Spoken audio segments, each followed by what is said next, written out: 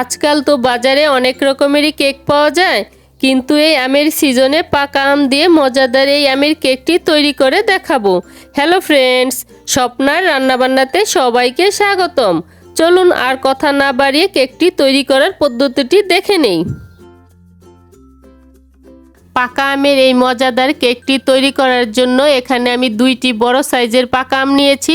তারপর এগুলোকে ভালো করে ধুয়ে ব্লেন্ডারে পেস্ট বানিয়ে নিয়েছি। এবার একটি বাটিতে রুম টেম্পারেচারে রাখা 2টি ডিম ভেঙে নিচ্ছি। আর কেক তৈরি করার সময় সরাসরি ফ্রিজের ডিমটা না দেওয়াই ভালো। যখনই আমরা কেকটা তৈরি করব তার ঠিক আধ ঘন্টা আগে ডিমগুলো ফ্রিজ থেকে বের করে নিব। এবার এর মধ্যে আধা কাপ চিনি দিয়ে এটাকে আমি ফোম বানিয়ে নিচ্ছি।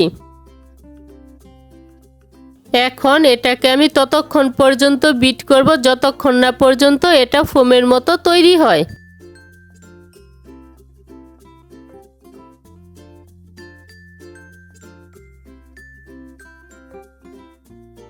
মিডিয়াম স্পিডে 5 মিনিট বিট করে নেওয়ার পর এটা ফোমের মতো তৈরি হয়ে গিয়েছে। এবার এর মধ্যে দিয়ে দিচ্ছি 2 টেবিল চামচ পাউডার মিল্ক,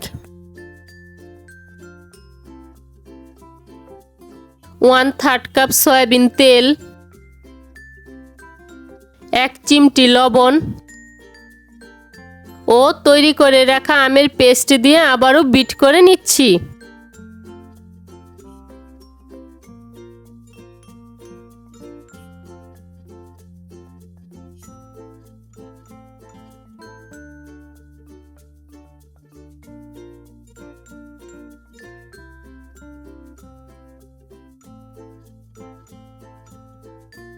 এক মিনিটের মতো বিট করে নেওয়ার পর এবার এর মধ্যে 1 কাপ চেলে নেওয়া ময়দা ভালো করে মিশিয়ে নিচ্ছি। কেক তৈরি করার সময় ময়দাটা অবশ্যই চেলে নিতে হবে, এতে করে কেকটা নরম ও তুলতুলে হবে।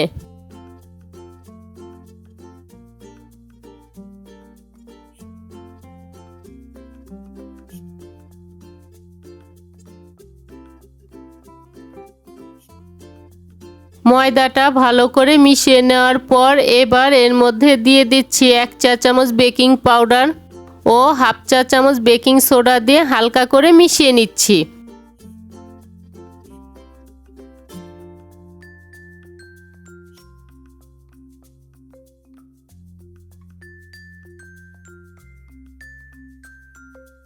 মিশানো হয়ে গিয়েছে। এবার কেকটাকে বেক করার জন্য একটি কেকের মোল্ড নিয়েছি, আর এই মোল্ডের মধ্যে আগে থেকে তেল ব্রাশ করে বেকিং পেপার বিছিয়ে রেখেছি। এখন মোল্ডের মধ্যে কেকের মিশ্রণটা ঢেলে দিচ্ছি।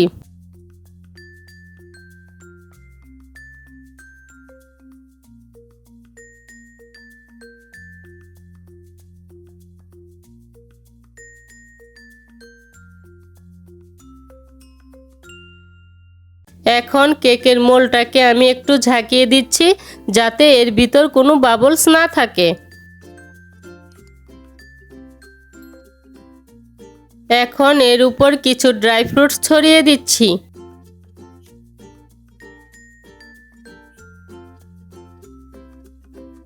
আজকের এই কেকটা আমি চুলায় তৈরি করে দেখাচ্ছি। তার জন্য একটি প্যান আগে থেকে গরম করে এর উপর একটি স্ট্যান্ড রেখেছি। এবার এর উপর কেকের মোল্ডটা বসিয়ে দিচ্ছি। এখন ঢাকনা দিয়ে ঢেকে চুলার আঁচটা লোতে রেখে এটাকে আমি 40 থেকে 45 মিনিটের জন্য বেক করে নিচ্ছি। তবে যদি কেকটা ওভেনে তৈরি করতে চান তাহলে এটাকে 180 ডিগ্রি তাপমাত্রায় 30 মিনিটের জন্য বেক করতে হবে।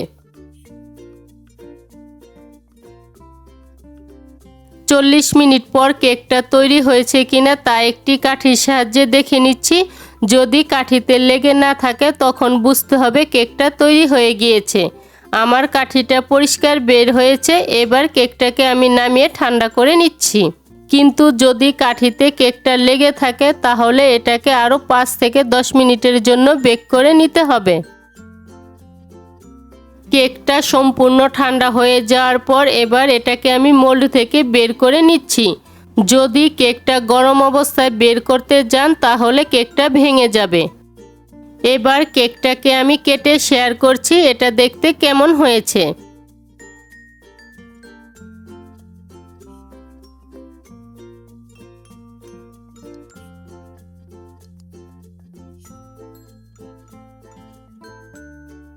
দেখুন আমার কেকটা কতটা নরম ও তুলতুলে হয়েছে। আমার এই রেসিপিটি সম্পূর্ণ ফলো করলে আপনাদের কেকটা এরকম নরম ও তুলতুলে হবে।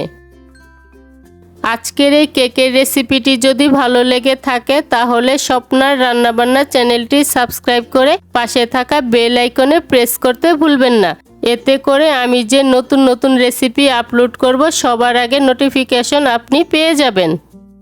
আজকের মতো এখানেই বিদায় নিচ্ছি। দেখা হচ্ছে পরবর্তী নতুন কোনো রেসিপিতে।